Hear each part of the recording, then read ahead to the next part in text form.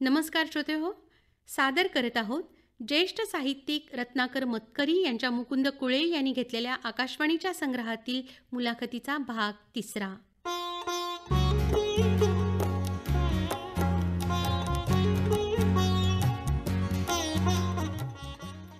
पण सतत लेखनामध्ये अडकल्यामुळे मुलांना वेळ देणं वगैरे हा जो प्रकार असतो साधारणपणे तो आम्ही सगळं दिला.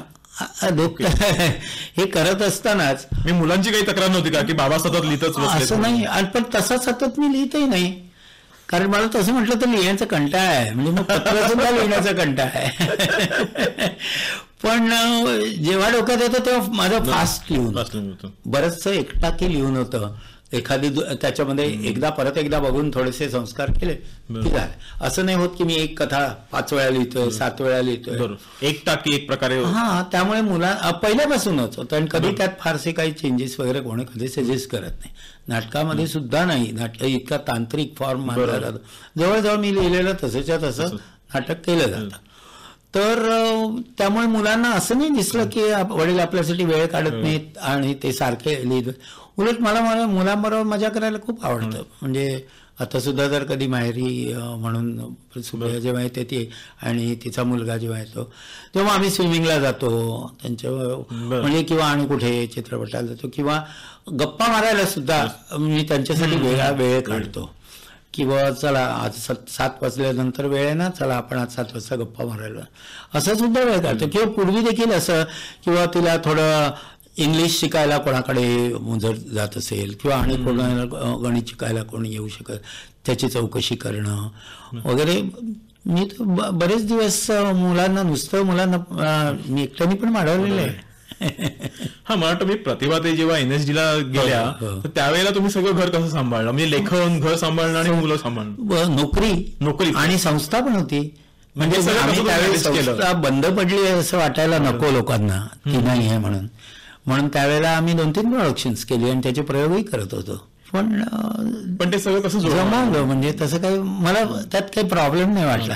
एक तर असंही होतं की घरच्यांची बाकीच्यांची मदत होती. त्यावेळेला आमचं एकत्र कुटुंब होतं.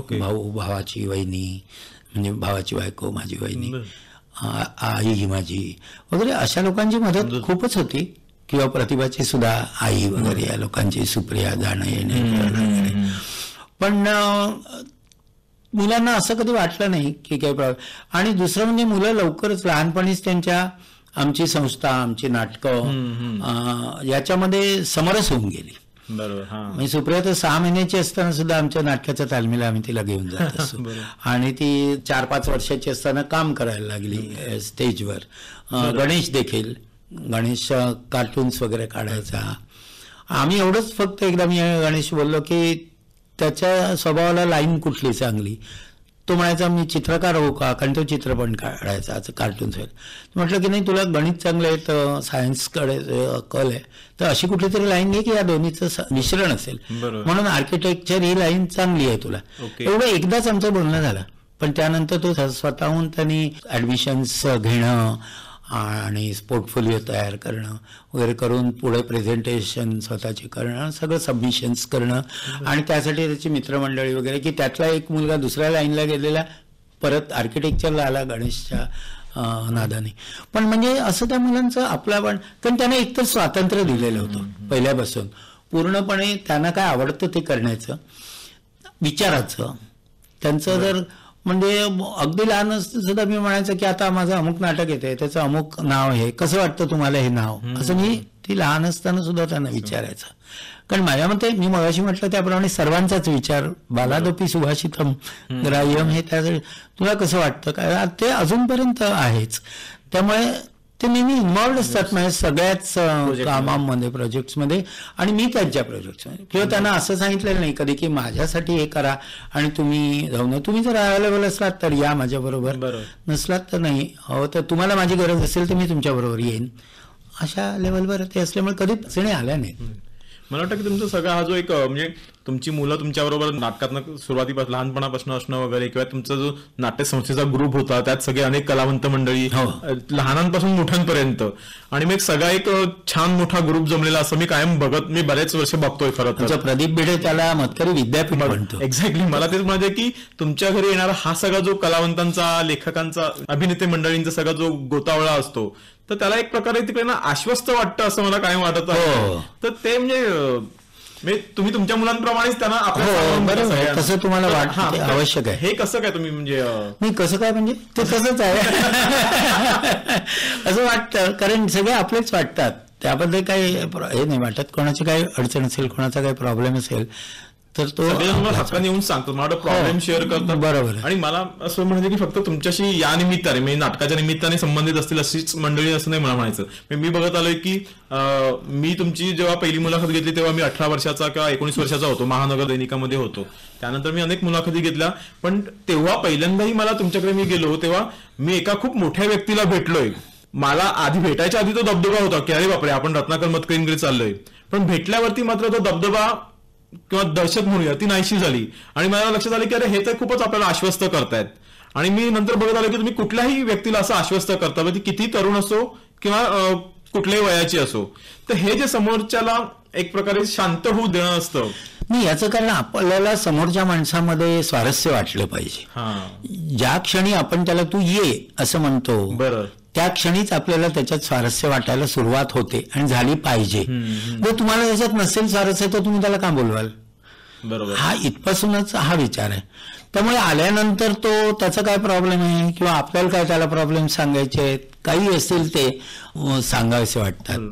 अगदी अलीकडे मला असं एकदा डोक्यात आलं की ही जी म्हणजे सांगण्यासारखा प्रश्न म्हणूनच सांगतो की अनाथ विद्यार्थी किंवा सुधारगृहामधले विद्यार्थी जे असतात ते बाहेर पडल्यानंतर 18 वर्षानंतर ते काय करत असतील. बरोबर. त्यांच्या पुढे काही फार भविष्य नसतं आणि पाठीमागचा हे सगळं बंद झालेलं असतं त्यांची आयडेंटिटी पण नसते. तर यासाठी आपल्याला काही माहिती हवी. मी रेणू गावस्करांना भेटलो आणि त्यानंतर एक गोरख उबाळे नावाचा मुलगा तो माझ्याकडे यायला लागला नेहमी आणि आता त्याच्याबरोबर त्याचे काही लोक तर तो त्याचे प्रश्न त्याच्या अडचणी तो सांगायला लागला. तो म्हणजे मला काय म्हणायचं आहे की मुळात असं तुम्हाला वाटणं की यांचे काही प्रश्न असतील आणि ते आपल्याला समजले पाहिजेत तर ती आपली जबाबदारी आहे समजून घेण्याची. म्हणून जेव्हा तुम्ही त्या माणसाशी बोलता तेव्हा तुम्ही एका समांतर पातळीवर तर सोडाच तुम्ही खाली आहात आणि तो तुम्हाला काही माहिती देण्याच्या वरच्या पातळीवर आहे असा तुम्ही जेव्हा विचार करता तेव्हा तुमची दहशत असण्याचा किंवा तुम्ही त्याला आश्वस्त करण्याचा प्रश्नच येत नाही. दोघंही मिळून जे काम करतायत ते चांगलं झालं पाहिजे. मी आता तू सांगितलंस त्याप्रमाणे महानगरच्या तू किती तरुण होतास हा प्रश्नच नाही. ती मुलाखत चांगली झाली पाहिजे एवढाच भाग आहे आणि मग ती होण्यासाठी दोघंही जण त्यात इन्व्हॉल्व्ह हवेत हा भाग आहे. बरोबर. पण असं सहसा होत नाही कारण अनेकदा असं होतं की आपण ज्याची मुलाखत घ्यायला गेलेलो आहोत तर तो समोरची व्यक्ती मोठी असते निश्चितच म्हणजे कर्तृत्वाने वयाने मोठी असते पण त्यामुळे ती एक वेगळ्या स्टान्समध्ये असते आणि समोरचा जो मुलाखत घेणारा असतो तो अनेकदा दबलेला असतो असं होण्याची खूप शक्यता असते. नाही पण दुसरंही असं होतं आता त्याची मला अधिक भीती वाटते की आपण एखाद्याच्या कामामध्ये इंटरेस्ट घेतो पण मग त्या माणसाला 1000 शंका येऊ शकतात. हा का म्हणून आपल्या कामामध्ये इंटरेस्ट घेतो किंवा मला याच्याकडून काय मिळेल किंवा मला याच्याकडून काही मिळायचं असेल तर ते किती लवकर मिळेल. बरोबर. आजकाल हा अशा तऱ्हेचा व्यक्तिवाद पण वाढत गेलाय की मलाच हे सगळं करायला मिळेल का मला काय फायदा आहे किंवा मी जर असं कोणाला जनरल कुठल्याही इश्यूविषयी गप्पा मारायला बोलत तर त्याला काय गप्पा मारून फायदा आहे आपल्याला यातून काय मिळणार आहे. ही अलीकडे दिसणारी एक जरा घातक प्रवृत्ती आहे की आपण तरुण मुलांना जर काही सांगायचं म्हटलं किंवा त्यांच्या अडचणी समजावून घ्यायचं म्हटलं तरी ते तितके पूर्णपणे मोकळे होत नाहीत. हा एक भाग आहे. म्हणजे उलट झालं तुझं म्हणणं की दुसऱ्या व्यक्तीची दहशत वाटण्याऐवजी आता त्यांचीच दहशत वाटायला पाहिजे कारण असं आहे की असं वाटतं की काय आपण त्यांचा उगाच वेळ घेत नाही तुमचं म्हणजे मला अनेकदा खरं तर एक मी मजेशीरच गोष्ट आहे खरं तर की तुमच्या गूढकथांमध्ये जे काही वातावरण असतं ते अनेकदा तुमच्याकडे जे कोणी तुम्हाला भेटायला येतात ना त्यांना ते तुमच्या इमारतीत शिरतानाच ते वातावरण जाणवायला लागतं. आमची जुनी 80 वर्षाची बिल्डिंग आहे. तो एक भाग आणि तुमची लेखनाची शैली विशिष्ट पद्धतीने लिहिण्याची शैली म्हणजे झोपून लिहिण्याची वगैरे, तर हा एक सुद्धा एक मला कुतूहलाची किंवा मजेशीर गोष्ट वाटते की अरे हा काय प्रकार लिहिण्याचा. आणि तुमचं रोज या वेळेला म्हणजे रोजच्या रोज विशिष्ट वेळी लिहित बसणं वगैरे हा जो भाग होता तर तो सगळा म्हणजे मला वाटतं की एकूण सगळ्या तुमच्या याला पूरक होता. म्हणजे हो, ऍक्च्युअली विशिष्ट वेळी मी लिहितच असेल असं नाही, परंतु ऑफिस सारखा तो वेळ त्या कामाला दिला पाहिजे. मग तो विचार करण्याचा भाग असेल, त्याच्या निमित्ताने काही वाचण्याचा भाग असेल. लेखन प्रत्यक्षात फारच लवकर होतं. म्हणजे एखादा विषय वर्षानुवर्ष तुमच्या मनात असतो, तो मनातून जाऊ नये याच्या मध्ये मध्ये तुम्ही काही टिपणं क्वचित, म्हणजे फार लिहित नाही मी, पण टिपणं थोडीफार कधी कधी काढलेली असतात. आणि असं करत करत पण तुमच्या मनातल्या मनात विचारातूनच तो तयार होत असतो. आणि मग प्रत्यक्ष लिहिताना तुम्ही काय एका आठवड्यात नाटक लिहू शकता. ते फार तर संस्कार केले तर दुसरा आठवडा त्याचा आणखीन परत कॉपी करण्यासाठी. परंतु मुळात विचार वर्षानुवर्ष असतो आणि ती तुमची खरी शक्ती असते की तो विचार सस्टेन करणं.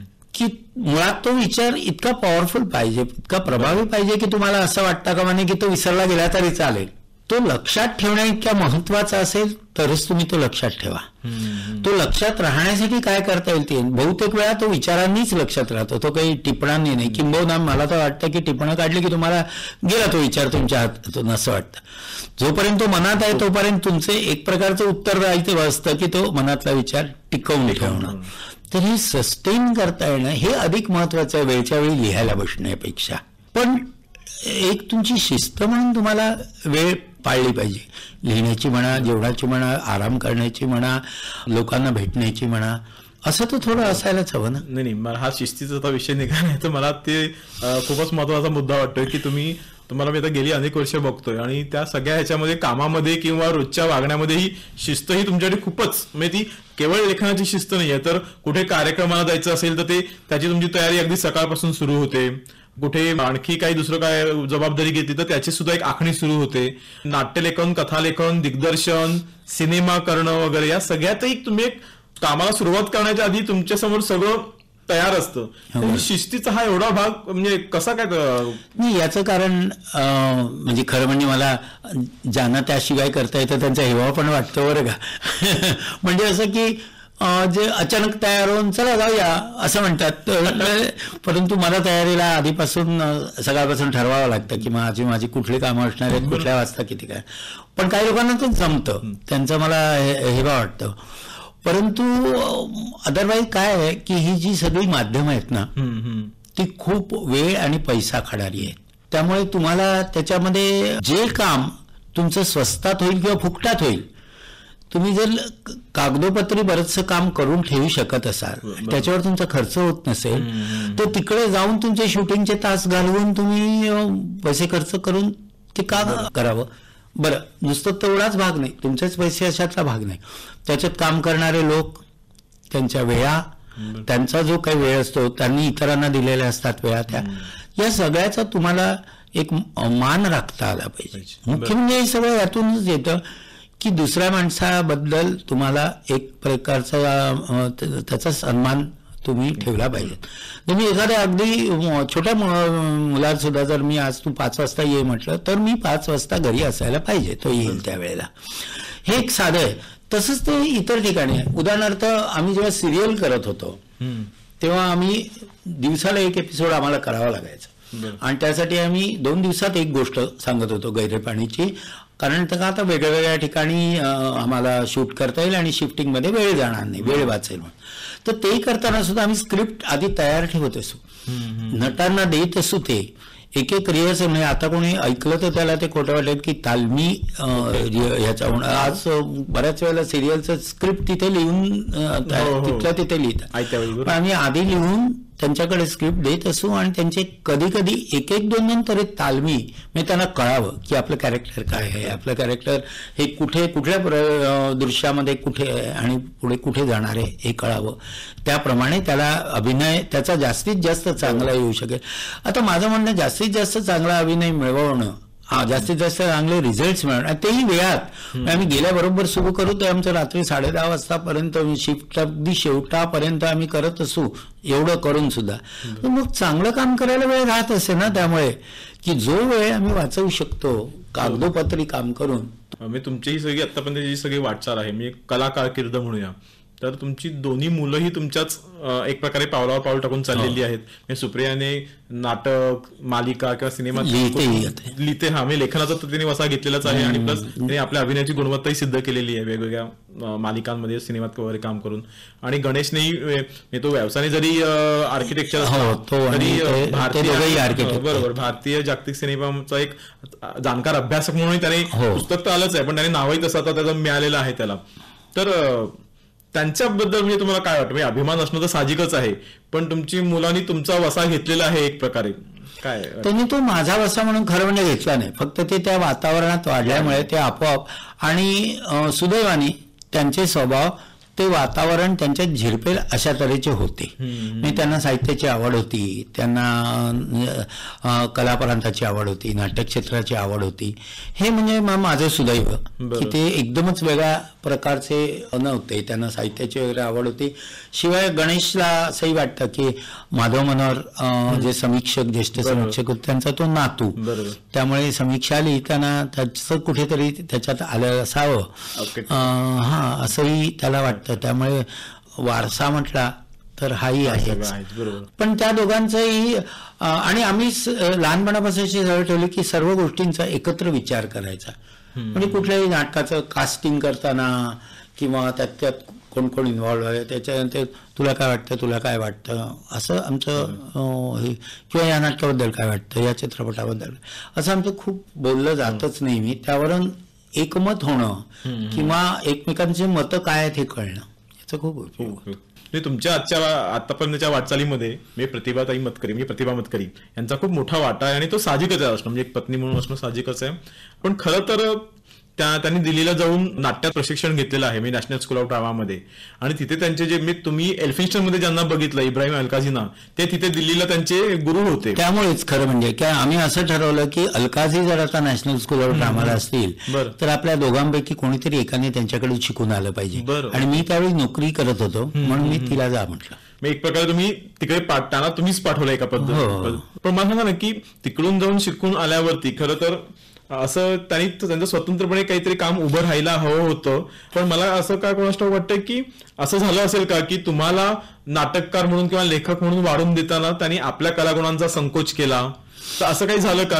हे कसं क्लिशे आहे, असं लोकप्रिय म्हणण्याची पद्धत प्रवाद असा आहे, असा असतो की एक कलावंत वाढत असला की दुसरा त्याच्या वाढीला आहेत म्हणा किंवा वाढीला मदत केल्यामुळे म्हणा कमी पडतो. पण ते नेहमीच खरं असतं असं नाही. आता प्रतिभाच्या बाबतीत पाहिलं तर इथे ती स्कूलला जाण्याच्या आधी इथेच संस्था आमची चालू केली होती, त्याचं ती काम करत होती, त्याचंही बऱ्यापैकी श्रेय तिला मिळतच होतं. त्यानंतरही आम्ही ठरवलं की एकाने जावं, म्हणजे मी पाठवलं असं म्हणणार नाही, कारण तिला स्कॉलरशिपही मिळाली त्यामुळे आणि माधव मनोहरांचा वगैरे नाटकाकडे ओढा असल्यामुळे तिला मुळात नॅशनल स्कूल ऑफ ड्रामाला जाण्याला पाठिंबा सर्वांचाच होता. आणि प्रश्न असा होता की त्यावेळेस सुप्रिया लहान होती, 1-1.5 वर्षाची होती, तर तिला सांभाळणं. पण म्हटलं काय नाही, सांभाळू, जा तू जा. त्याच्यामध्ये ती जाऊन 3 वर्ष शिकून आली. तर त्यावेळी तिकडच्या मंडळींना खूप आश्चर्य वाटलं होतं. म्हणजे मिसेस अलकाझी असं म्हणाल्या होत्या, आश्चर्यकारक आहे ही गोष्ट की तुमच्यात नवऱ्यानी असं म्हणणं की सामान तू जाऊन शिकून ये. तर असं अलकाझींच्याच पत्नीने म्हटलं होतं. तर एनिवे, तर ती तिकडून शिकून आली आणि नंतर तिला काही कामं तिने आमच्या संस्थेमध्ये केली. म्हणजे आधी करत होती, नंतरही मग तिने प्रेमकहाणीपासून विनाशाकडून विनाशाकडे, आरण्यक वगैरेही केली. आणि त्यातून पाहून तिला सुरुंग, अभिजातनी सुरुंगमध्ये व्यावसायिक नाटकासाठी विचारलं, त्यात केलं. दुभंगमध्ये पुन्हा मी दिग्दर्शक होतो, पण मी तिला त्याच्यात पैती होती डॉक्टर लागूम बरोबर. सुरुंगमध्ये काशीनाथ घाणेकर होती. पण या सगळ्यानंतर तिने जवळजवळ थांबवलं आपलं करिअर तिचं स्वतःहूनच. म्हणजे त्याच्यामध्ये आमच्या वाढीचा काही प्रश्न नाही, कारण आमच्या वाढी आधीपासूनही माझी वाढ होती, त्याच्या लग्नाच्याही आधी 5-7 वर्षापासून सगळं जे चाललं जसं लागलेलं होतं. पण तिला स्वतःला या गोष्टीचा, म्हणजे असंच आता म्हणायला पाहिजे इतकी वर्ष पाहून, की तिची महत्वाकांक्षा यामध्ये फारशी नाही. तिला महत्वाकांक्षा आणि त्यासाठी जी धडपड करावी लागते, म्हणजे आज सुप्रिया जी करते, सुप्रिया सिरियलमध्ये कामं आणि लेखन आणि याच्या, तर त्याचा तिला एक त्याला स्वाभाविक आवड तिला फार नाही, त्यातलं सहजपणे जे होईल तेवढं ती करेल. त्या मानाने तिला निर्माती म्हणून घरचं याचं जे काम आहे, तेवढं जबाबदारी संस्थेचं याचं जे काम आहे ते तिला करायला आवडतं. पण तिला खरं म्हणजे तिला खूपच फायदा होता आणि मलाही फायदा होता दुसऱ्या बाजूनी, कारण ती तिथे जाऊन हिंदी शिकली होती. हिंदी नाटकं किंवा हिंदी चित्रपट यात तिला खूप काम करता आलं असतं. नंतरही नॅशनल स्कूलच्या स्टाफवर राहतात, खूप करता आलं, त्याचा मलाही खूप फायदा झाला असता. पण तिने या गोष्टी नाही घेतल्या मनावर. आणि माझा असा स्वभाव आहे की मी कोणालाच कसलीच सक्ती केली नाही. म्हणजे जसं मुलांनाही त्यांचं स्वातंत्र्य दिलं तसं तिलाही स्वातंत्र्य आहे. तिला जे करायचं ते करावं, तिने नाही करायचं तेही न करण्याचं स्वातंत्र्य तिला आहेच. पण एकूणच मी घरामध्ये असं कधी मी सुप्रिया म्हणा किंवा गणेश असं, किंवा तुम्ही नंतर कधी असं म्हणाला नाहीत की तू बाहेर, आम्ही सततच म्हणतो, आत्ता सुद्धा म्हणतो, परंतु त्याच्यावरती काहीच बोलत नाही आणि त्याच्यावर आम्ही काही वाद घालत नाही. आम्ही आमच्याकडून जे सांगायचं ते सांगतो. पण त्याने ते स्वीकारलेलं की आपण घरात एक संस्थात्मक जबाबदारी आहे ती आपण सांभाळायची. तसंही नाही, ते केवळ घरात असून एक केवळ घरेलू पद्धतीचं किंवा केवळ गृहिणी पद्धतीची अशी तिला आवड आहे अशातलाही भाग नाही. परंतु तिला या प्रकारच्या सोशल लाईफचा समोर कंटाळा आहे. म्हणजे बोलायला तर समारंभानं सुद्धा ती नाईलाजानेच जाते. मला सांगा ना की तुम्ही जवळजवळ 60 वर्ष लिहिता आहात सातत्याने, वेगळ्या पद्धतीचं, वेगवेगळ्या माध्यमातलं. आपण या साऱ्याची म्हणावी तशी दखल ना साहित्य क्षेत्राने घेतली ना नाट्य क्षेत्राने. असं म्हणजे का झालं असावं? म्हणजे खरं तर माझं म्हणणं आहे की ठीक आहे की सगळीच्या सगळी नाटकं कदाचित तेवढी गुणवत्तापूर्ण नसतील, पण असंही नव्हतं की सगळ्यांनाच दुर्लक्ष करावं, किंवा एकूण योगदानाचा जर विचार करायचा झाला तर तेवढं रंगभूमीला किंवा साहित्याला गुढकथेसारखं तुम्ही एक मोठं दालन उघडं केलं, तर हे तर तुमचे कर्तृत्व आहेच, योगदान आहेच, तर ते का स्वीकारलं गेलं नसेल? मला वाटतं मगाशी आपलं थोडंसं झालं. बरोबर. एक तर हा खरं वाटलं तर सामाजिक प्रश्न आहे. म्हणजे माझ्या एकट्याचा असण्यापेक्षा की खूप लोकांकडे, चांगल्या लोकांकडे समाजाने दुर्लक्ष केलेलं आहे. याचं कारण बऱ्याच वेळा काय असतं की एखादी मोठी गोष्ट, वेगळी गोष्ट समजण्याचा समाजाचा आवाका नसतो. समाज बराचसा पारंपरिक पद्धतीने विचार करतो. मग त्या समाजात समीक्षक आले, इतर लोक आले, रसिक आले, बरेचसे जे मागे घडले आहेत त्याची जरा अधिक बरी आवृत्ती त्यांना चालू शकते. बरं. पण एकदम जिनियस या प्रकारचं काम त्यांना चालत नाही, किंवा एकदम वेगळी काही दृष्टी देणारं काम त्यांना चालत नाही. मग तसं देणारं जर काम असेल ना तर त्याचा एक गट लागतो. म्हणजे त्याला पाठिंबा देणारा म्हणून एक गट लागतो. मग तो ही कशी वेगळी दृष्टी आहे हे पुन्हा पुन्हा लोकांना सांगत राहतो. पण तसा गट जर तुमच्या पाठीशी नसेल तर तुम्हाला, तुम्ही जे वेगळं केलेलं असेल त्याची असेसमेंटच होत नाही, कारण लोक तिकडे वळतच नाहीत. बरोबर. आणि जेव्हा केव्हा वळतात तेव्हा त्याची थोडीफार दखल घेतली जाते, पण ती ज्या प्रमाणात मिळायला हवी त्या प्रमाणात नाही. जसं तू म्हणतोस तसं होतं. त्यामुळे काय असतं, कुठलं खपतं आणि कुठलं लोकप्रिय होतं आणि कुठल्याला स्थान मिळतं, तर जे सुमार असतं आणि सुमारामध्ये चांगलं असतं, सुमारामधलं जे वाईट असतं ते काढून टाकलं जातं. पण सुमारामध्ये जे चांगलं असतं ते मात्र लोकांना ओळखीचं वाटतं, लोक लहान मुलासारखं असतो समाजभराचा. ओळखीची 30 गोष्ट रोज सांग असं म्हणणारी जी मुलं, लहान मुलं असतात आजीच्या पाठीमागे लागलं, रोजच ती काळाची मिळची गोष्ट सांग. तसं त्याच व्हॅल्यूज तेच सांगणारं, फक्त थोडं अधिक चांगलं सांगणारं असतं, ते एकदम डोक्यावर घेतले जातात. एकदम वेगळ्या प्रकारचं सांगणारे असतात, त्यांना जर गटांचा मोठा पाठिंबा असेल अशा रीतीने की त्यांना आपलं महत्व यामुळे वाढणार आहे असं वाटत असेल, की अमक्या अमक्याची बाजू घेतल्यामुळे मला मोठेपणा येणार आहे असं जर वाटत असेल. आपल्याकडे काही समीक्षक असे आहेत की तुमच्या लक्षात येईल की ते जन्मभर जी. ए. कुलकर्णीविषयी लिहित राहिले. जी. ए. कुलकर्णीची बाजू, कारण जी. ए. कुलकर्णीविषयी लिहिल्याने माझ्या नावाला मोठेपणा येईल असं त्यांना वाटलं. काही लोक भालचंद्र नेमाड्याविषयीच लिहित राहिले, काही लोक ग्रेसबद्दलच लिहित राहिले. यांची बाजू घेतल्यामुळे मला स्वतःला काहीतरी मोठेपणा, विशेषतः दुर्बोध लिखाणाच्या बाबतीत असं होतं. सर्वसामान्य माणसाला समजत नाही, पण ते मला समजतं, हा माझ्याकडे मोठेपणा येतो. म्हणजे बऱ्याच वेळेला समीक्षक हेही करतात की ज्यामुळे त्यांची प्रतिमा उंचावेल त्यांना धरून राहणं, आणि या धरून राहण्यामध्ये इतरांकडे दुर्लक्ष करणं हे आपोआपच येतं. पण हे वाङ्मयाच्या दृष्टीने या साहित्याच्या किंवा त्यांच्या स्वतःच्या दृष्टीने किती वाईट ना, की तुम्ही एका लेखकाचे काय ते 10-15 वर्क्स त्याची जे असतील त्यालाच धरून तुम्ही जन्म घालवलात तुमचा. म्हणजे त्या समीक्षकाच्या दृष्टीने तो अधिक काही चांगलं करू शकला असता, त्यांनी जर इतर काही वाचलं असतं तर. पण तो पुन्हा पुन्हा हेच लिहित राहतो, याचेच निर्णय अर्थ लावत राहतो, याच्याचवर पुस्तकं काढत राहतो, किंबहुना आपल्या विद्यार्थ्यांनाही सांगतो की तुम्ही याच विषय निवडला तरच मी तुमचा गाईड होईल. बरोबर. त्यामुळे डॉक्टरेट सुद्धा पुन्हा याच विषयावर केली जाते. हे वेगळं करणाऱ्यांच्याबद्दल जमून जातं, किंवा त्याच्या पाठीमागे गट कुठला तरी मासिक असतं, कुठली तरी प्रकाशन संस्था असते, ते होत जातं. किंवा मग सुमारातलं जे चांगलं आहे ते निवडलं.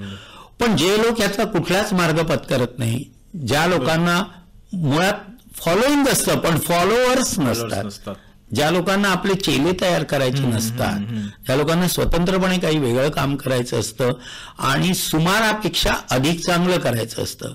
मी असं म्हणत नाही की ते अगदी जिनियसचं काम असेल, पण काही अधिक चांगलं करायचंय आणि ते स्वतंत्रपणे करायचंय. मला हे जे म्हणायचंय ते तुम्ही समजून घ्या, नसलं तुम्हाला समजून घ्यायचं तर मला काहीच म्हणायचं नाही, अशी ज्यांची वृत्ती असते त्यांच्याकडे समाज फार उशिरा वळतो, कधी कधी नाहीच वळत. म्हणजे कायम अलक्षितच राहत, कायम अलक्षित राहत. परंतु हे त्यांनी निवडलेला भाग असतो, ती स्वातंत्र्याची किंमत असते. म्हणजे तुम्ही कुठल्याही गटामध्ये विलीन न होता स्वतः टिकून राहणं, आणि ह्याचा इतर पुष्कळ त्रास आहे. म्हणजे ह्याच्यामध्ये केवळ तुमच्या प्रतिष्ठेचा भाग नाही, याच्यात व्यवहारी भाग पण पुष्कळ आहे. म्हणजे मी तर म्हणतो की तुम्हाला असं वाटतं की मी इतक्या वर्षात इतकं काम केलं, पण मी ह्याच्याहून कितीतरी जास्त काम करू शकलो असतो जर मला थोडासाही पाठिंबा मिळाला असता. मला माझ्या दिग्दर्शनासाठी पाठिंबा तर सोडाच, पण त्याबद्दल कधी फार बोललंही गेलं नाही. बरोबर. जिथे आता मला इथे दिग्दर्शनाचं रौप्य कमळ मिळालंय राष्ट्रीय पातळीवर, अशा माणसाच्या दिग्दर्शनाविषयी फार बोलावं किंवा फार त्याच्याबद्दल कुतूहल असं कोणाला वाटलं नाही. किंवा त्यामुळे माझ्याकडे मला निर्माते मिळाले नाही. निर्मात्यांना हवं होतं तसं त्यांनी माझ्याकडून काढून घेऊन नाटकं चालवली, ती गोष्ट दुसरी.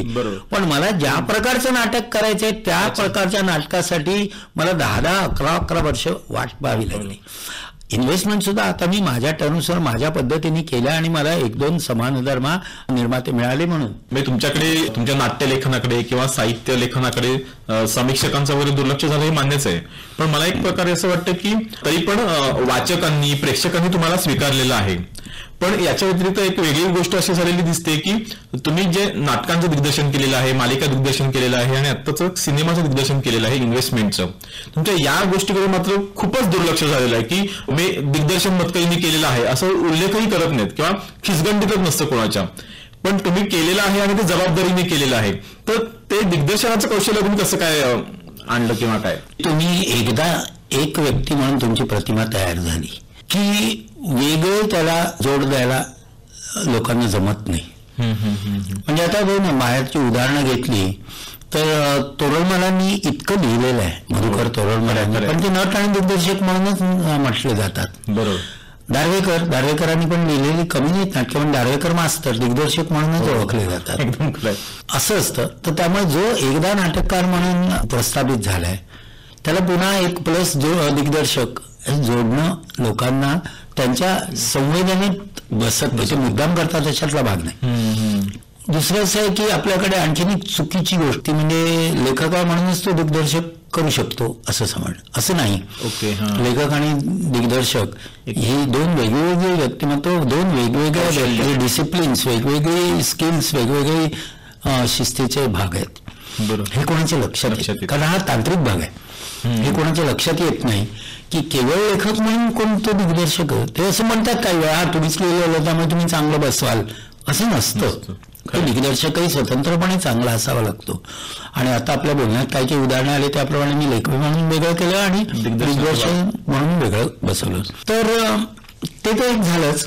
शिवाय माझी नाटकं ही निर्मात्यांपर्यंत एरवी पोचणार कशी, म्हणून मी ते ज्या ज्या दिग्दर्शकांना पहिल्या प्रथम कशी झाली आहेत म्हणून वाचून दाखवली, त्यांनीच ती निर्मात्यांपर्यंत पोचवली.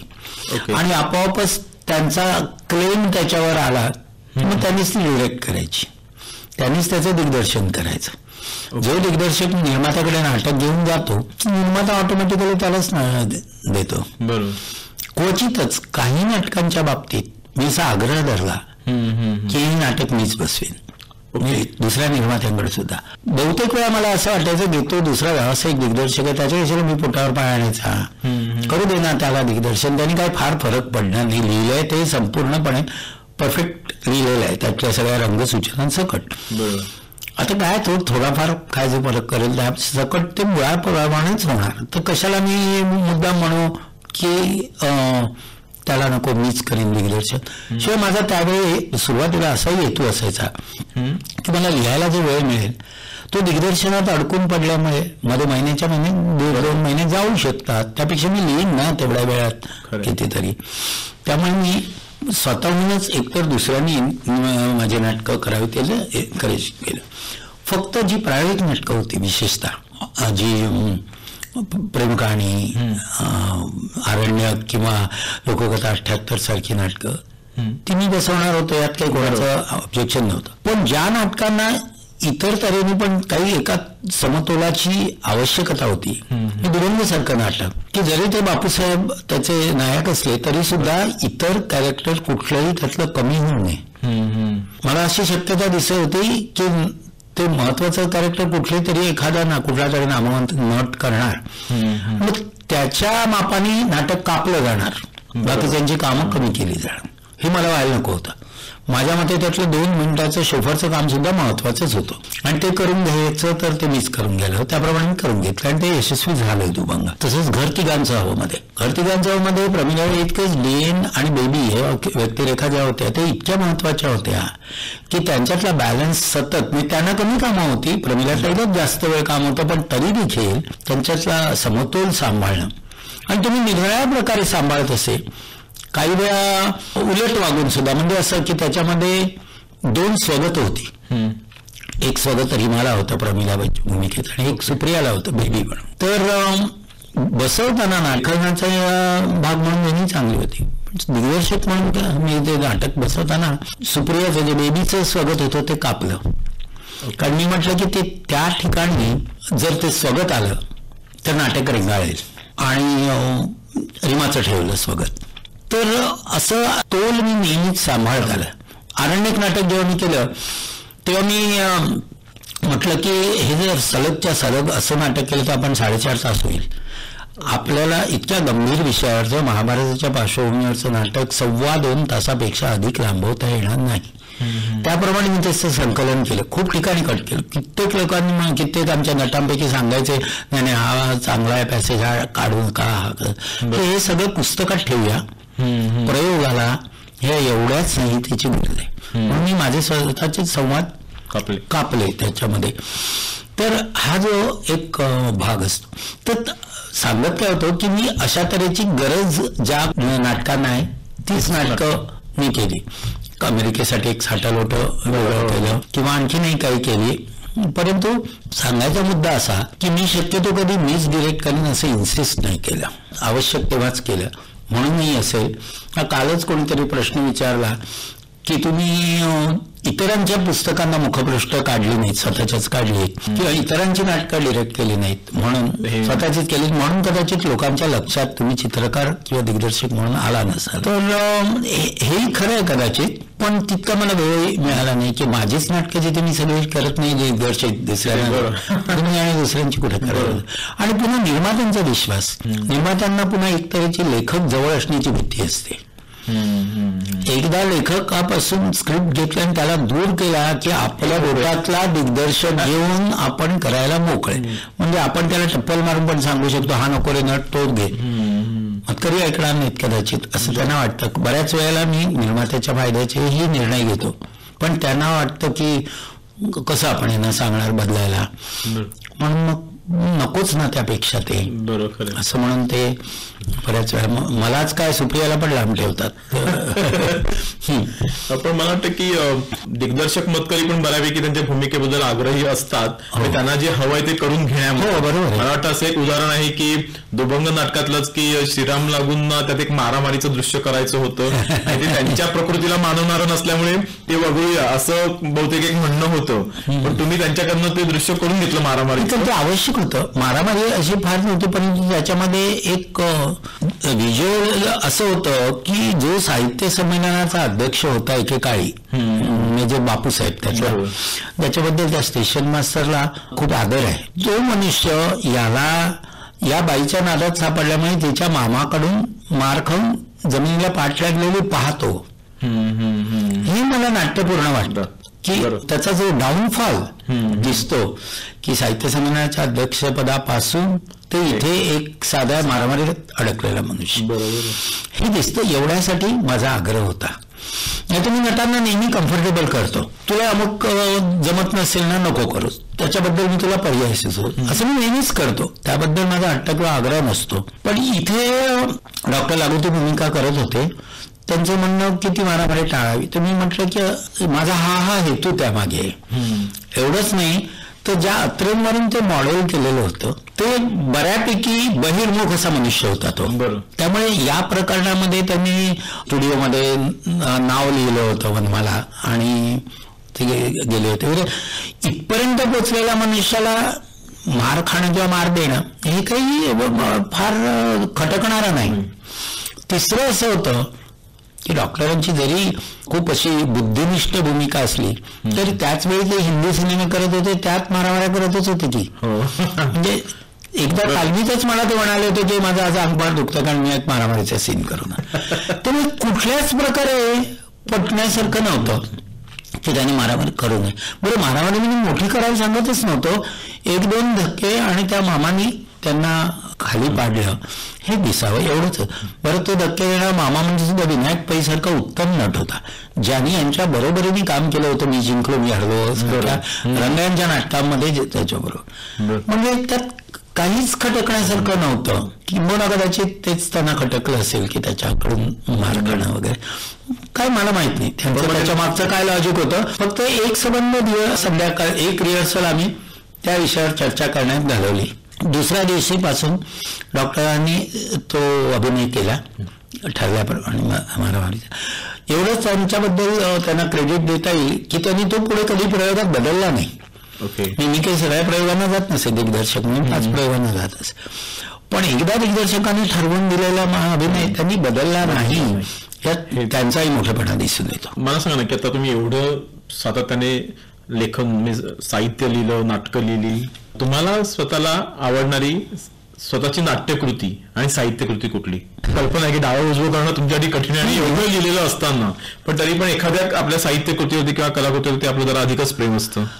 नाही तसं क्वचित होतं कारण निरनिराळ्या कारणांनी ती जमून येते. आता घर तिघांचं हवं सारखं त्याचं लेखन, त्याच्यातले अभिनय, त्याच्यातला एकूण नाटक बसवतानाचा अनुभव सगळंच फार चांगलं होतं. त्यामुळे ते ज्याच्याविषयी विशेष समाधान वाटावं अशी कलाकृती होती.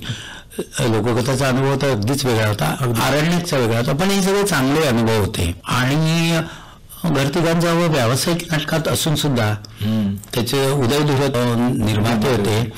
त्यांच्या पद्धतीने काही नाही पण मला स्वातंत्र्य पूर्ण दिलं आणि मला माझ्या मनासारखं ते नाटक करता आलं. म्हणजे हे त्यामुळे मला ते जास्त आवडतं.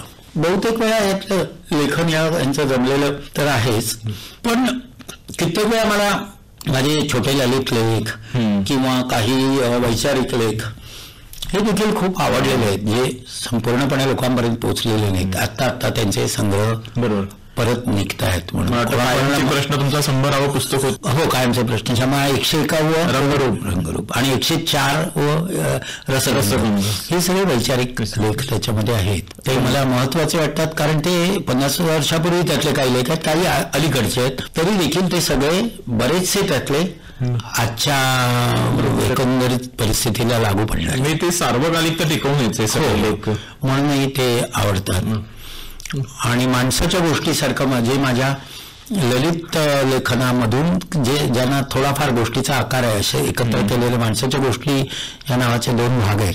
ते लोकांना खूप आवडतात. म्हणजे पहिला भाग लोकांना खूपच आवडला, त्यांनी फोन करून पत्र लिहून कळवलं, म्हणून दुसरा भाग त्याचा प्रकाशित झाला. आणि त्यातल्या 8 गोष्टी मी आता अमेरिकेच्या दौऱ्यामध्ये माझ्या 8-10 ठिकाणी वाचल्या. त्या लोकांना तिथेही खूप आवडत आणि स्वतःला त्याला रिलेट करता येत असे म्हणून अधिक चांगलं वाटतं. त्या सगळ्या साध्या गोष्टी होत्या, गुणगता नव्हत्या. पण मला एक तुमच्या लेखनाचं म्हणजे मी म्हटलं की गुणात्मकता टिकवून ठेवणं किंवा गुणवत्तापूर्ण प्रत्येक लेखन असणं हे खरंच म्हणून कसं असतं. म्हणजे महानगरमध्ये तुमचं सोनेरी सावल्यासारखं सदर सुरू होतं, पण कुठलंही सदर मी कधी वाचताना असं नाही वाटलं की अरे की हे वृक्ष झालेलं आहे किंवा त्यात ओघवतेपणा नाही आहे वगैरे, स्टेल झालं, असं काही झालेलं नाही. तर म्हणजे हे जे काय आहे ना की वाचनीय, मी किमान वाचनीयता प्रत्येकामध्ये असणं, कारण त्याचं महत्वाचं कारण म्हणजे कंटाळा. वाचनीय असं काहीतरी लिहावंच, वाटल्याशिवाय लिहायचंच नाही. अर्थात एक डेडलाईन डोक्यात असतेच, विशेषतः सदर ते वेळेवर गेलं पाहिजे हे असतं. पण तरी काहीतरी चांगलं सुचलं मला. आज जरी सुचलं पाहिजे आणि उद्या लिहून द्यायचं तरी सुद्धा आज सुचताना ते उत्स्फूर्तच पाहिजे. उद्या लिहून देणाऱ्याच्या आग्रहासाठी म्हणून कसंही लिहून पुरं केलं असं मी केव्हाच केलं नाही. तसं येतच नाही मला करता. जरी असं कोणी सांगितलं की असं कर, आम्हाला आमच्यासाठी एक सीन लिहून द्या, आमचं परवा शूटिंग आहे, मला नाही येणार. पण क्वचित कधी असंही झालेलं आहे की तुमच्या, मी पूर्वी असं एक आक्षेप घेतला गेला होता की तुमच्या काही कथांना पाश्चात्य आधार आहे वगैरे, तर काय म्हणजे, तर तो आक्षेप अशासाठी घेतला गेला असणार, तो खोटा आहे पूर्णपणे. कारण मीच असं अनेक वेळा म्हणत आलोय, गुणकथांना विशेषतः असू शकतो असा आक्षेप, कारण साध्या ज्या गोष्टी आहेत त्या सामाजिक प्रश्न विषय. पण गुणकथांविषयी मी नेहमी असं म्हणत आलो की त्या जर स्वतंत्र नसल्या तर त्यांना लिहिण्याला अर्थच नाही. कारण आजपर्यंत उत्तम भाषांतरं इतकी झालेली आहेत चांगल्या चांगल्या गुणकथा, म्हणजे पूर्वीपासून दपान खांबेटेंपासून ते विजय देवधर पर्यंत अनेकांनी उत्तम भाषांतरं केलेली आहेत. असं असताना आपण आणखीन एक भाषांतर कशाला करायचं, त्यात मुद्दा काय. बरं, असं नाही की त्यामुळे एक लिहिणं माझ्या नावावर जमावणं, तर त्याच्या आधी मी नाटकं नाटकं लिहितच होतो, त्यामुळे आणखीन एक माझ्या नावावर कशाला.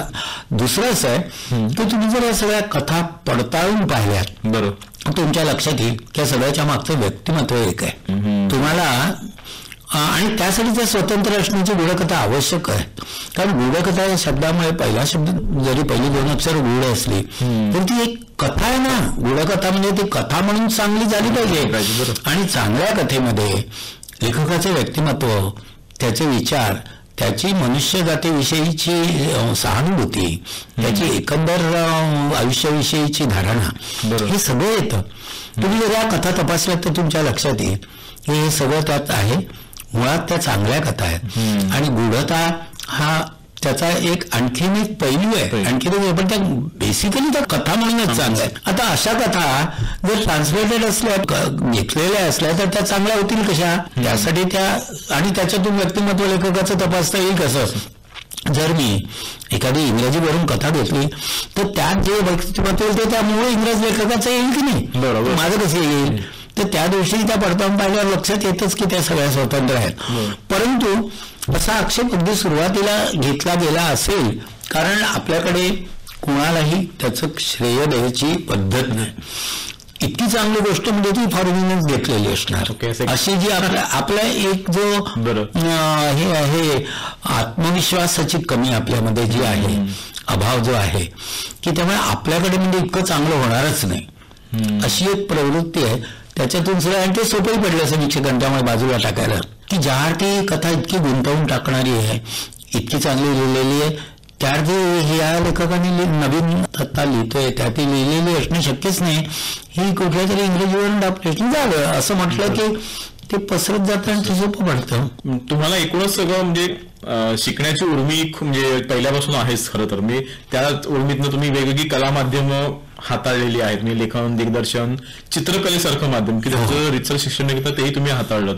असं काही राहिलंय का की एखादं कला माध्यम की ते आपण केलं नाहीये आणि मग आपल्याला ते करून बघायचंय, असं कुठलं आहे काही? तसं चित्रमाध्यमामध्ये मला अजून खूप करता येण्यासारखं होतं, पण मी ते जाणीवपूर्वक नाकारलं. कारण असं की मग तुमचं लेखनावरचं लक्ष, एकाच वेळेला लेखन आणि चित्रकला हे दोन्ही इतक्या गंभीर गोष्टी आहेत आणि दोन्हीच्या पाठीमध्ये इतका विचाराचा भाग आहे की तुम्ही एका प्रकारे विचार करायला लागला की दुसऱ्या प्रकारचा विचार तुमचा बंद होण्याची शक्यता आहे. चित्रकलेमध्ये विशेषतः चित्रकार हा विचार करता करताच त्याचं बहिर्मुख स्वरूप पाहत असतो आणि लेखनामध्ये लेखक हा अंतर्मुख होऊन विचार करत असतो आणि त्या पद्धतीने लिहित असतो. तर या दोन गोष्टी एकत्र करत राहणं म्हणजे आपण दोन्ही गोष्टीवर अन्याय करू असं वाटून माझी चित्रकला थांबली. दुसरं असं की पुष्कळ बुक कव्हर्स किंवा जी चित्र करता येईल मुलांच्यासाठी मी पुष्कळ चित्र केली, परंतु त्याच्यामध्ये मला असं वाटत आलं नेहमी की चांगली चित्रकला म्हणजे काय, पुन्हा याचा शोध घेणं हे फार कठीण आहे. त्याच्यासाठी तुमचं संबंध आयुष्य घालवायला. नुसते तुमचे आकार चांगले येतात किंवा तुम्हाला प्रमाणबद्धतेची समज आहे किंवा अॅनाटॉमी ज्याला शारीरिक शरीर आकृती काढता येते, तेवढ्याने चित्रकला होत नाही. तुमचा विचार अशापर्यंत गेला पाहिजे की शेवटी तुम्ही चित्र हे स्वतःच्या एक प्रकारची ती समाधी आहे, त्याच्यामध्ये पर्यंत जाऊन पोहोचलं पाहिजे. त्याच्यासाठी दुसरं आयुष्यच हवं. खरं म्हणजे या एका आयुष्यात हे या दोन गोष्टी ते आणि कारण लेखनही काही प्रकारे असंच आहे. जसं मी म्हणतो की जेव्हा त्यात व्यक्तिमत्व तुमचं दिसतं तेव्हा तुमच्या आतपर्यंत तो विषय भेटलेला असेल तरच आतून परत तो बाहेर येणार. तर त्यामुळे मला हे कठीण गेलं. पण चित्रकला ही एक शिकायला हवी होती गोष्ट असं वाटतं. दुसरं असं वाटतं की मगाशी मी त्याचा उल्लेख केला की पाठिंबा नसल्यामुळे वेळ फार जातो. जर मला पटापट चित्रपट करायला निर्माते मिळाले असते, मला 10 चित्रपट झाले असते. जो मला खूप स्ट्रगल करून एक चित्रपट मी करू शकलो. ह्या स्ट्रगलमध्ये जो तुमचा वेळ जातो ना, तो विशेषतः नाटकाच्या निर्मितीसाठी. नाटकही चांगली वेगवेगळ्या प्रकारची मी आणखीन करू शकलो असतो, पण ती करायला असा कोणी निर्माता माझ्याबरोबर नव्हता की त्याप्रमाणे चांगलं काहीतरी करून सर्जनशीलता तुझी दाखव आणि मी तुझ्या पाठीशी असं म्हणलं. सुरुवातीला मधुकर नाईक होता, रंगयात्रीसाठी मी दुभंग केलं आणि उत्तम बसवून दिलं, उत्तम चाललं, पण नंतर तोही थांबला. आणि तसं निर्माते नाही. तसं चित्रपटाला सुद्धा तुझ्या आवडीचं, तुझ्या कॉन्फिडन्स तुला ज्याच्यामध्ये आहे, तुला जे प्रामाणिकपणे सांगायचं आहे, जो आशेच आहे त्याचे कर, आम्ही तुझ्या पाठीमागे आहोत. असं फक्त आता 2 सहनिर्माते भेटले आम्हाला, अनिश जोशी आणि मंदार वैद्य. त्यामुळे आमचं इन्व्हेस्टमेंट चित्रपट होऊ शकला. पण पुन्हा आता पुढच्या चित्रपटाच्या वेळी पुन्हा असा समान धर्मा भेटणं हे इंदिरा नाटकाचा विचार चाललाच आहे. तर त्याच्यासाठी कोणी असंच मनुष्य भेटलं पाहिजे. एवढं मात्र खरं की सध्या मी पुढचा चित्रपट आणि इंदिरा याचा इतका ध्यास घेतलेला आहे की ते एकदा करून झाल्याशिवाय मला दुसरं काही फार करता येईल असं वाटत नाही. मी आपण मागासून एवढी खरी मोठी चर्चा करतोय आणि नुकतीच तुम्ही 75 वर्ष आयुष्याची पूर्ण केलेली आहेत. म्हणजे एक प्रकारे काळाचा मोठा तुकडा स्वतःच्या नजरेने पाहिलेला आहे आणि तो तुकडा जसा मी खरं तर मोठ्या ताकदीनेच स्वतःच्या नाटकात, साहित्य कृतीत बंदिस्तही केलेला आहे. कधी कधी त्याच्यावरती सोल्युशन देण्याचाही प्रयत्न केलेला आहे. पण आज जो काळ आपल्या समोर उभा आहे तो पूर्वीसारखा आहे का, किंवा मग आजचा काळ अधिक जटिल झालेला आहे किंवा अधिक जिकिरीचा झालेला आहे? तर या आजच्या काळाकडे तुम्ही कसे बघता आणि मी लेखकांपैकी किंवा कलावंतांपैकी तसा कोणी प्रयत्न करताना तुम्हाला दिसतंय का की आजच्या काळाचा तुकडा आपल्या कलाकृतीमधनं, कला माध्यमातनं समजून घेण्याचा आणि समजावून सांगण्याचा? खरं म्हणजे आजच्या काळाचा तुकडा कलाकृतीमधून येईल तो उद्या, आजच्या आज येणार नाही. कारण कुठलाही काळ किंवा कुठलीही परिस्थिती समजून घ्यायला आणि ती स्वतःमध्ये मुरवून घ्यायला कलावंताला काही एक वेळ लागतो. पण मी एवढंच सांगेन की गेली इतकी वर्ष मी साहित्य, रंगभूमी, चित्रपट ही क्षेत्र पाहत आलोय. त्यामध्ये मला एक फरक पडलेला जाणवतं की माणसांच्या वृत्तीमध्ये पुष्कळच फरक पडलाय असं वाटतं. पूर्वी ज्या तऱ्हेने माणसं एकत्र येऊन केवळ त्या कामावरच्या प्रेमाने काम करायची, तसं आता दिसत नाही. म्हणजे आता एकतर संघटित वृत्ती राहिली नाहीये. माणसं खूपच व्यक्तिवादी झाली आहेत आणि प्रत्येकाला स्वतःच्या फायद्याचा विचार किंवा मला काय मिळणार आहे यातून आणि मला ताबडतोब काय मिळणार आहे. खरं म्हणजे प्रत्येकाला संघटितपणे काम करताना काहीतरी मिळतच असतं, पण ते कालांतराने मिळतं आणि तितकं थांबण्याची आजच्या तरुणांची तयारी नसते. त्यामुळे मग फुटकळ गोष्टी करत राहतात, कुठल्या तरी स्पर्धा करायच्या, कुठेतरी काहीतरी लहान मोठं बसवायचं. आणि बऱ्याच यातल्या तरुणांच्या अंगात बरंच सामर्थ्य असू शकतं, म्हणजे मोठ्या प्रमाणावर काही गोष्टी ऑर्गनाईज करू शकतात ते. असं असताना तर स्वतःला नाव मिळण्याच्या चुकीच्या कल्पनांनी लहान गोष्टींमध्ये मोठं होण्याचा प्रयत्न करतात. मोठ्या गोष्टींमध्ये तुम्ही लहान जरी असलात तरी सुद्धा आज ना उद्या तुम्ही मोठे होऊ शकतात. बरोबर. पण त्यापेक्षा लहान गोष्टींमध्ये मोठं. मी एखादा सर्वसाधारण बुद्धिमत्तेचा तरुण आहे, त्याचं सामर्थ्य कशामध्ये आहे, तो उत्तम ऑर्गनायझर होऊ शकतो, उत्तम निर्माता त्यामुळे तो होऊ शकतो. निर्माता म्हणून तो काही वर्षात उत्तम नाटकं देऊ शकतो आणि रंगभूमीला मदत करू शकतो. तो आज स्वतः नाटक डिरेक्ट करायला बसतो. सर्वसामान्य असल्यामुळे त्याचे ते नाटक किंवा एकांकिका काय असेल ते सामान्य होते ना, त्याला उपयोग होतो ना रंगभूमीला त्याचा उपयोग होतो. हे सध्याची ही मोठी समस्या आहे की माणसं मोठ्या गोष्टींबरोबर स्वतःला जोडूच शकत नाही. त्यामुळे संघटित वृत्तीने कामं करण्याची पूर्वी जी वृत्ती होती, अगदी सुरुवातीच्या नाटकांमध्ये तर मी पाहिलंय की छोट्या कामासाठी सुद्धा मोठी मोठी नट मिळायची. लक्ष्मीकांत बेर्डे, छोटू सावंत, अरविंद देशपांडे सारख्यांनी सुद्धा नाटकामध्ये छोटी छोटी कामं केलेली आहेत. का तर एक चांगलं नाटक उभं करतोय आपण याची त्यांना याचा आनंद असायचा. त्यासाठी तालमीला जमायचं, रोज त्यातून शिकायचं काही. आता असं नाही की माझं जर काम छोटं आहे तर मी कशाला करू, मला जर हिरोचा रोल मिळणार असेल तरच मी करीन. मला जर 10 दिवसात नाटक येऊन करायचं असेल तर मी करीन. तुम्ही सगळं बसवून घ्या, मी हिरो आहे, मी 10 दिवसात करीन. बरं मला याला नाईट किती मिळणार, पण इतकी नाईट इथे मिळाली तर माझे सिरियलचे किती बुडणार, इथे जर मी तालमीला आलो तर माझे चित्रमालिकेचे किती बुडणार. हे अशा सगळ्यांनी मला असं वाटतं की त्यात त्यांचाही दोष नाही की पैशाचं एवढं मोठं प्रलोभन असताना पूर्वी ते नव्हतंच, त्यामुळे सोपं होतं ते बाजूला ठेवणं. आज हे समोर इतकं दिसत असताना ते बाजूला ठेवणं यासाठी खरोखरच फार विवेकाची गरज आहे.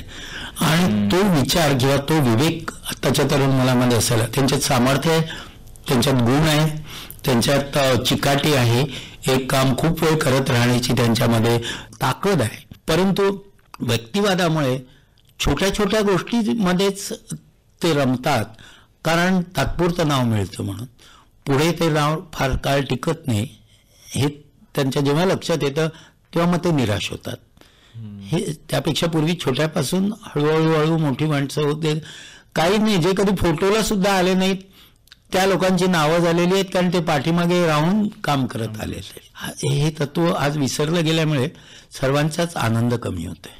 मतकरी, तुम्ही इथे आलात, म्हणजे आकाशवाणीसाठी मुलाखत देताना तुम्ही गेले जे काही आपली 2-3 तास चर्चा सुरू आहे, तर हा एक खरोखरच एक मोठा आनंदाचा भाग होता. म्हणजे माझ्यासाठी तर तो होताच, आकाशवाणीसाठी तो ठेवा आहेच, आणि पुढच्या पिढीसाठी तो एक प्रकारे दस्तावेजीकरण आहे. हे मला खूप महत्वाचं वाटतं. आणि मुख्य म्हणजे कुठल्याही गोष्टीमागे लेखक किंवा कलावंत किती विचार करतो किंवा त्याचे विचार किती सुस्पष्ट असते किंवा किती सुस्पष्टता त्याच्या विचारांमध्ये असते, हा भाग मला सतत जाणवत होता.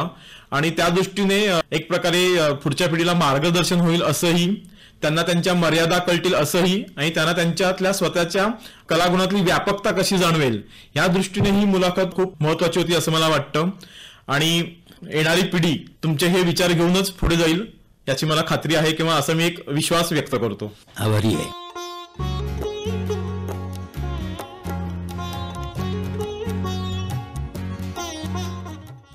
ज्येष्ठ साहित्यिक रत्नाकर मतकरी यांच्या मुकुंद कुळे यांनी घेतलेल्या आकाशवाणीच्या संग्रहातील मुलाखतीचा भाग 3 आत्ता आपण ऐकलात. श्रोते हो, या मुलाखतीचं ध्वनिमुद्रण आकाशवाणी मुंबई केंद्राच्या स्टुडिओत एप्रिल 2014 साली करण्यात आलं होतं.